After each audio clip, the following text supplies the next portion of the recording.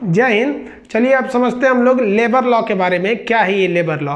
Actually 2005 में इसे 3 अलग अलग लॉ को मिला के बना दिया गया था, जिसमें ट्रेड यूनियन एक्ट 1919 था, फिर डिस्प्यूट एक्ट 1947 फिर लेबर लॉ 1948 को मर्ज करके बनाया गया था। और इसमें अभी हाल फिलहाल में उत्तर प्रदेश ने कुछ संशोधन किए हैं। तो आप बताइए, अगर आपको पुराना लॉ पता ही नहीं है तो आप कैसे बता सकते हैं कि संशोधन क्या हुआ है और क्या फ़र्क पड़ेंगे? तो चलिए हम लोग पहले समझते हैं कि जो पुराने लेबर लॉ क्या थे।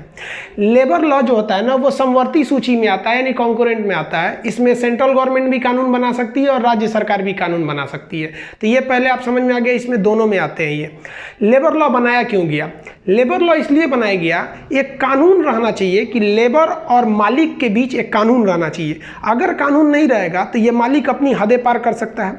और लेबर के पास यूनिटी होती है, मालिक तो एक ही दो रहते हैं। लेबर 1000 लेबर चढ़ के कूच देगा इसको, तब क्या होगा? तो बीच में कोई लॉ होनी चाहिए कि नहीं, जो मालिक के भी शोषण को ना होने दे और लेबर का भी शोषण ना होने दे। आप ऐसा नहीं समझेंगे कि केवल लेबर शोषण करते हैं। अगर 100 लेबर यूनियन बना के अब मान लीजिए बैठ जाए कि अनशन पे हम काम नहीं करेंगे, अब मालिक ने कॉन्ट्रैक्ट साइन किया है कि हम 2 महीने में काम करा के देंगे, एग्रीमेंट किया है, और 2 महीने में काम नहीं हुआ तो एग्रीमेंट के हिसाब से तो मालिक पे जुर्माना लगेगा, और ये 2 महीना स्ट्राइक पे बैठ जाए सब।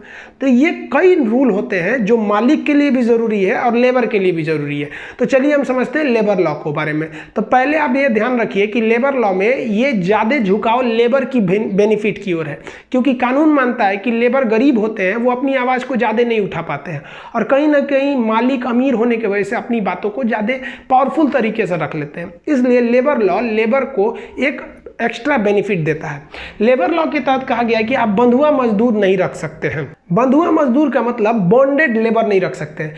पहले बंधुआ मजदूर क्या होता था कि मान लिया कोई आदमी किसी से कर्जा लिया और उस कर्जा को नहीं चुका पाया, तो तब तक वह उसके पास मजदूरी करता था जब तक वो कर्ज को चुका नहीं देता। इसी को बंधुआ मजदूर कहा जाता था। तो अभी आप किसी को बंधुआ मजदूर नहीं रख सकते हैं। और क्या भाई? तो कंपनसेशन देना अनिवार्य है। यदि कार्यस्थल पर किसी मजदूर की मृत्यु हो गई तो उसके घर वालों को मुआवजा देना पड़ेगा। यदि उसके विकलांग हो गया, हाथ पैर टूट गया, तो इलाज कराइए, उसके बाद भी उसको कुछ पैसे देने पड़ेंगे। दूसरा, बिल्डिंग्स रूल होते हैं कुछ कि अगर बहुत ज़्यादा ऊंचाई पे काम कर रहा है तो नीचे जाली लगवाना पड़ेगा कि भाई दी वो फिसल के गिरा तो जाली पे अटक जाएगा। तो ये सब कुछ रूल्स होते हैं उसके लिए। मजदूर अगर धूप में काम कर रहा है तो उसके लिए भी आप देखे होंगे, बड़ी बड़ी बिल्डिंग रहती है तो हरा रंग का एक पर्दा डाल देता है, उन लोग के लिए भी, वो भी इंसान है। तो ये बिल्डिंग्स रूल होते हैं कुछ, उनको टाइमली आपको क्या देनी है? सैलरी देनी है। ये भी उनको ये नियम थे। तो ये ऐसे कुछ नियम है ना जो कभी नहीं बदल सकते। इनको एक तरह से कह सकते हैं कि ये मजदूरों का मूल अधिकार है।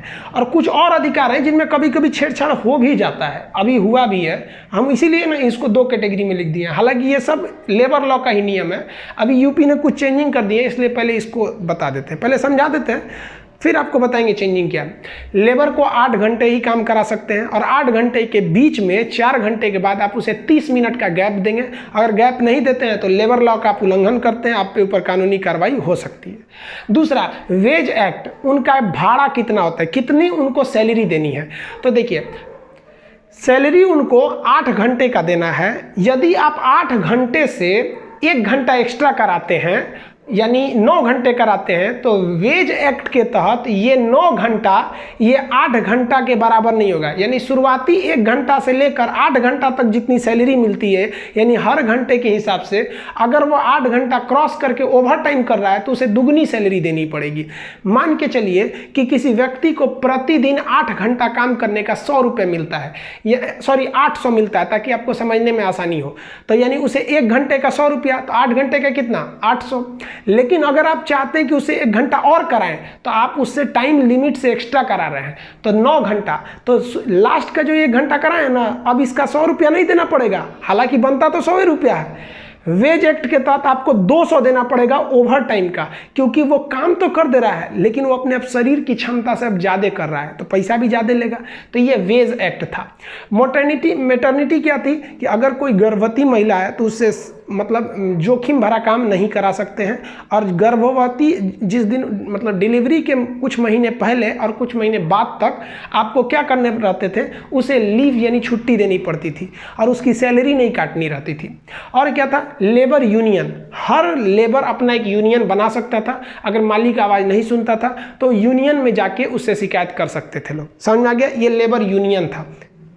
ठीक है, वर्किंग डिस्ट्रीब्यूट नहीं होना चाहिए। कभी कभी क्या है कि आप काम करने के लिए बुलाएं कुछ और काम कराने लगे कुछ। अब मान के चलिए कि किसी लेबर को बुलाएं कि चलो घर बनाना है और उसको बुला के लिए अपना पैर दबाने लगे, तो ये वर्क डिस्प्यूट भी नहीं होना चाहिए। जिस काम के लिए बुलाए हैं वही काम कराइए उनसे। बेटर वर्क प्लेस देना चाहिए, अच्छा जगह दीजिए काम करने के लिए। मान के चलिए कि आप अपने यहाँ कोई फैक्ट्री खोले हैं और उसमें उत्पादन कर रहे हैं, सफाई किसी काम की नहीं है, सुरक्षा का कोई मतलब नहीं, कहीं से तार लीक हो रहा है, कहीं कुछ, उसको बिजली मार सकता है, मलेरिया हो सकता है, तो आप उसे बेटर प्लेस देंगे। सबसे बड़ा जो नियम बनाया गया था वो कॉन्ट्रैक्ट लेबर के लिए।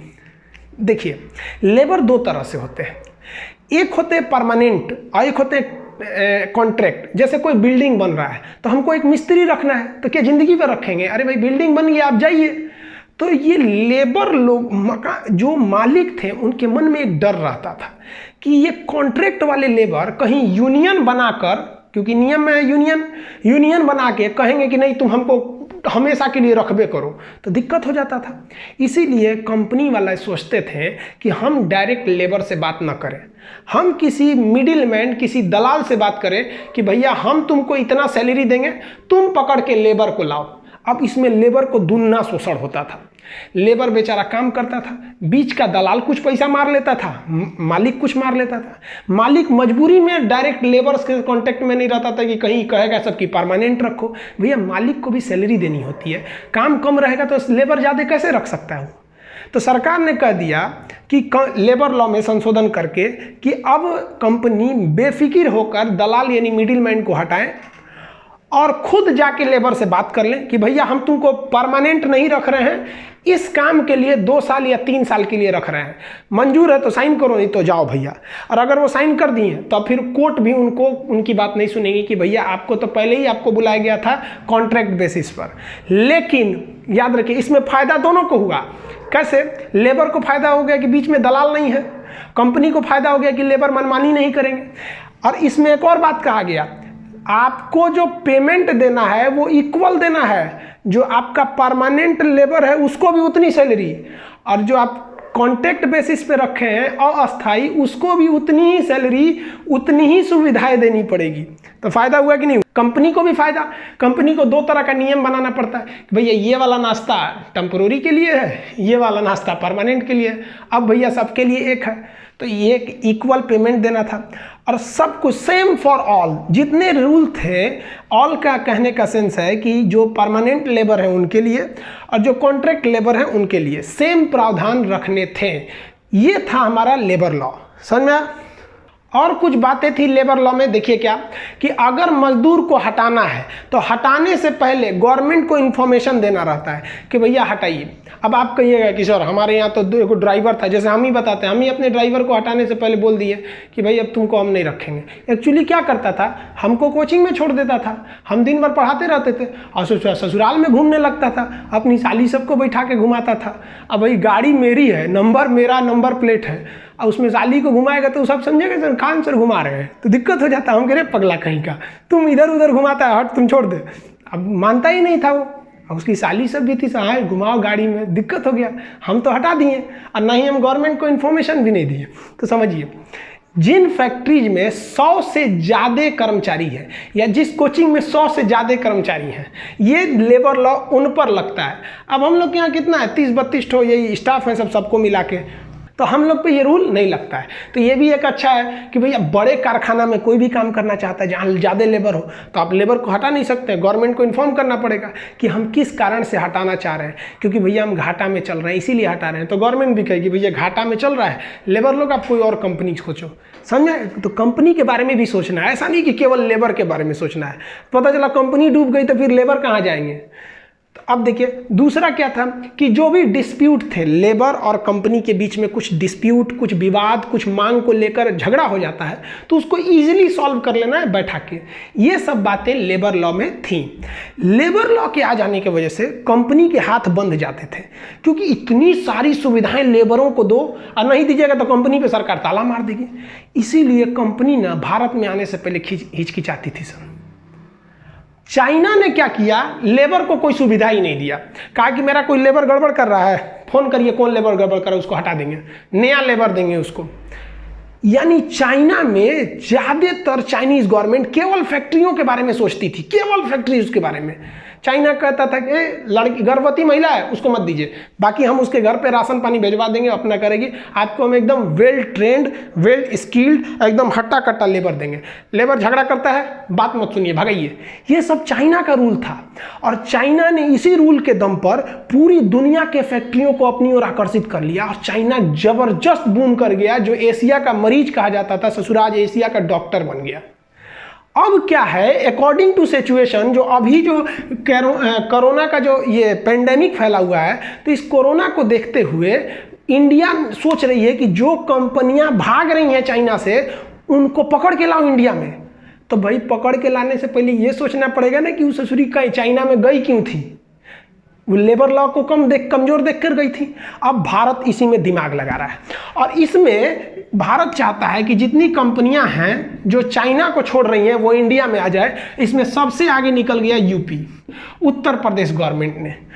उत्तर प्रदेश गवर्नमेंट ने कहा कि जितने भी लेबर लॉ होते हैं वो 2 प्रकार के, हार्ड रूल जो इंडिया में है, यानी इंडिया में ज्यादा वरीयता लेबर को दिया जाता है, और एक होता है फ्लेक्सिबल जो चाइना और वियतनाम में है। वहाँ लेबर को कुछ खास वैल्यू नहीं दिया जाता, भैया थोड़ा सैलरी मिल रहा है ना, बस काम करो, सैलरी लो, जाओ, ज़्यादा नौटंकी नहीं। हमारे यहाँ बहुत कुछ कानूनी अधिकार है। ये अलग बात है कि उनमें शिक्षा का अभाव है, वो अपने अधिकारों को नहीं ले पाते हैं, समझ में। तो यूपी गवर्नमेंट ने कहा कि हम 3 साल के लिए, याद रखिएगा ज़्यादा दिन के लिए नहीं, 3 साल के लिए लेबर लॉ को हम खत्म कर रहे हैं। बंधुआ मजदूर लागू रहेगा, कंपनसेशन नियम लागू रहेगा, बिल्डिंग रूल लागू रहेंगी, टाइमली पेमेंट लागू रहेगा। बाकी ये जितने अधिकार लेबरों को दिए गए हैं हम उन्हें खत्म कर देते हैं।